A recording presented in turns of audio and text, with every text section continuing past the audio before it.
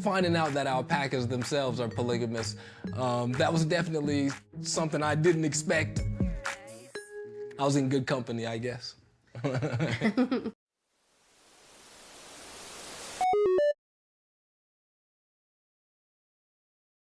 Okay, you guys, I just have to know if I am the only person that finds Nick from the Davises on Seeking Sister Wife to be charming.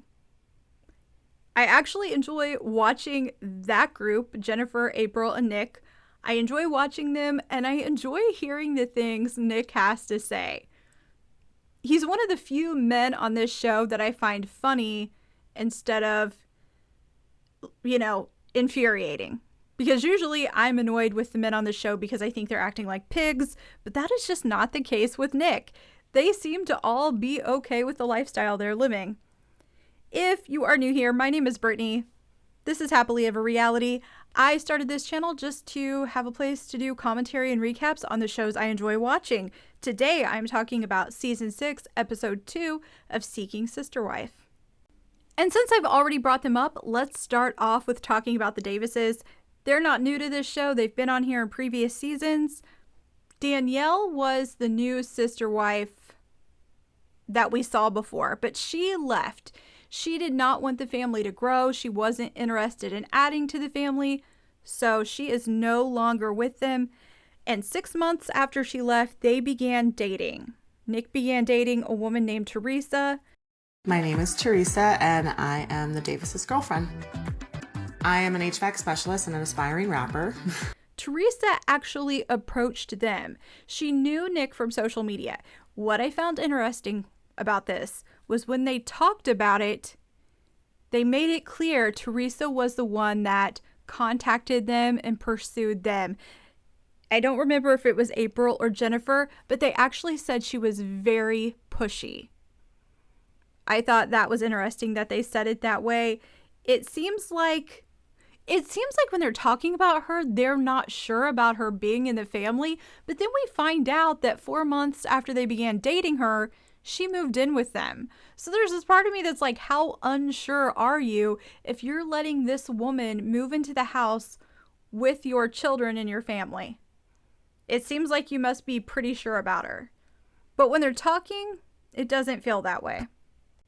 I really don't have a lot to say about the Davises. I just think they're fun to watch. They're just the one family that seems to enjoy the lifestyle they're living.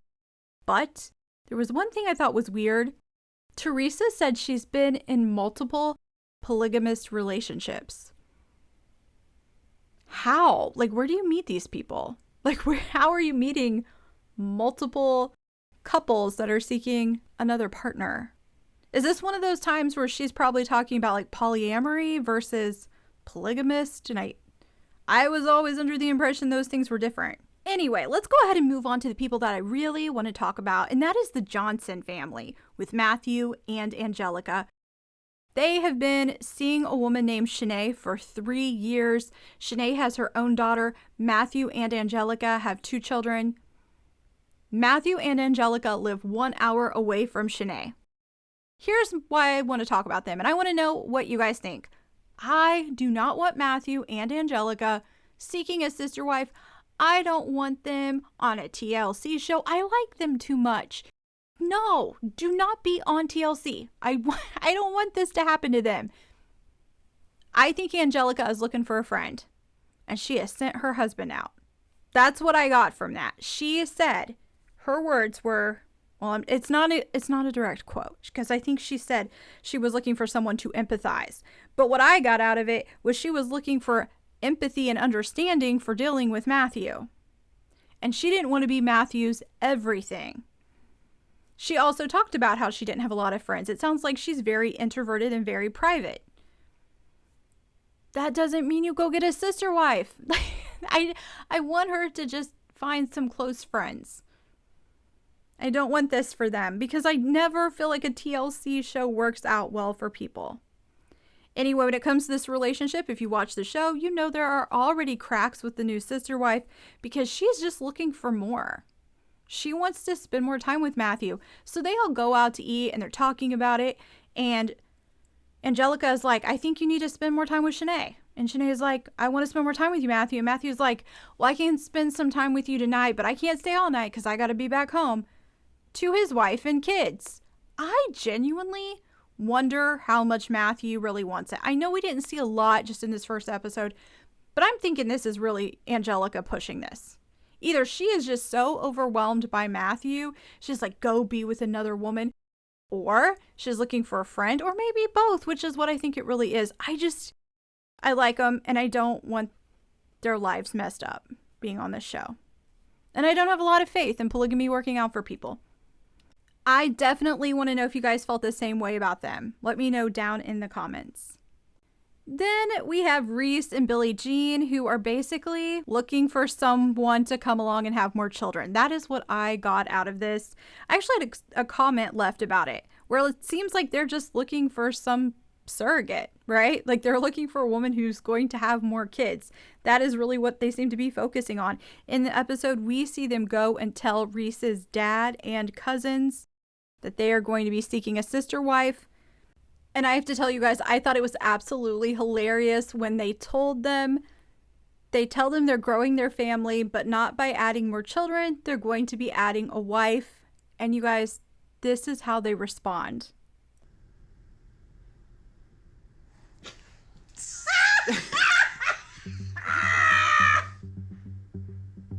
Do you know?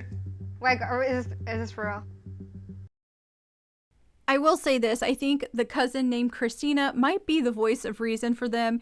She brings up the kids. Like, what about the kids? How's this going to work out for them? Are you considering them? You're meeting Reese's needs and your needs, but what about the kids? It doesn't seem like Reese and Billie Jean are really focused on that because they're just focused on growing their family. And cousin Christina is willing to call them out about that.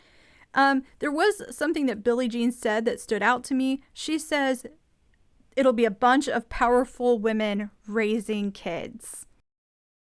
Going back to the Johnsons, Angelica looking for friendship, right? That's what it sounds like she's needing. She's needing support.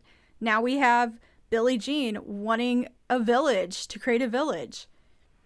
Guys, I feel like maybe something is going on culturally where people are looking in really unusual ways to create the village that they are not finding in their own communities and within their own families.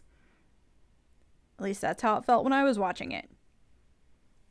And then last, but definitely not least, we have the Merryfields. Again, I feel like Garrick just really let me down. He always says something that makes me mad or sounds stupid. He didn't really do anything crazy this time.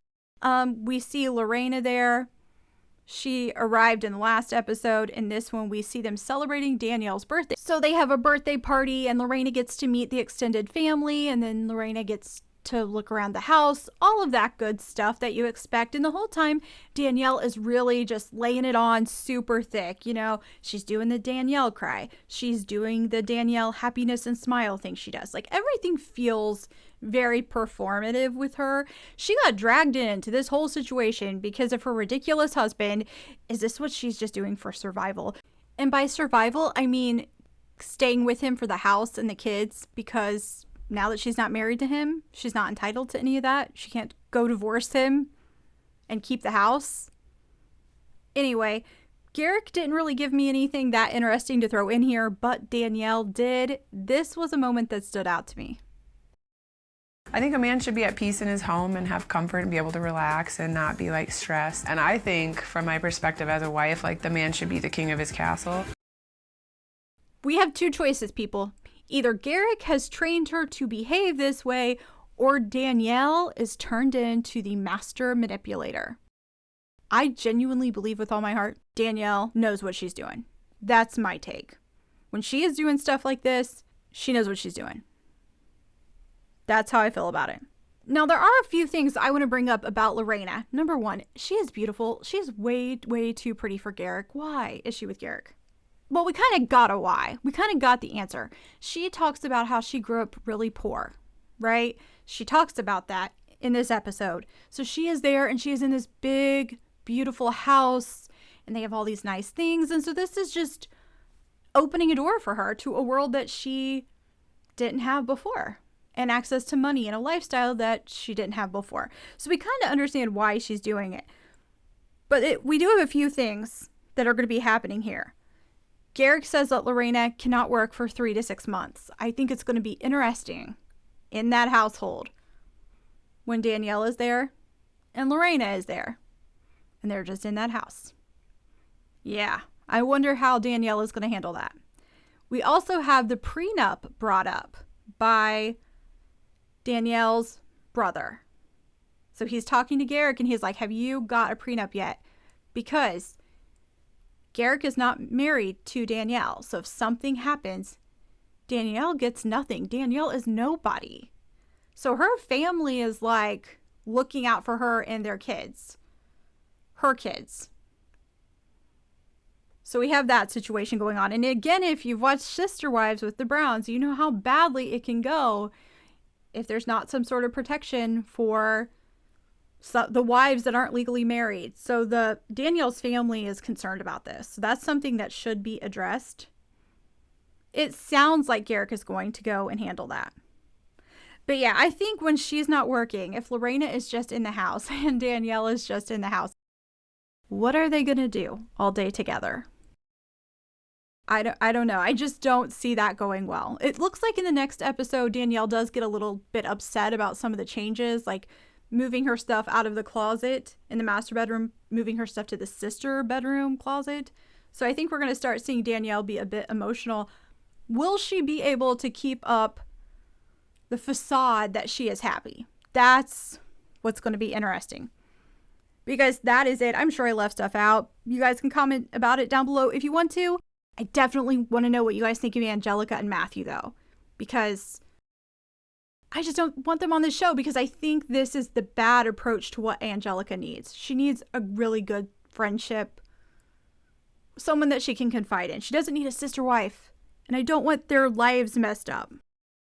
But that is it, you guys. If you have any comments about this episode, leave those down below. And if you haven't already, I hope you will click like and subscribe and come back to Happily Ever Reality.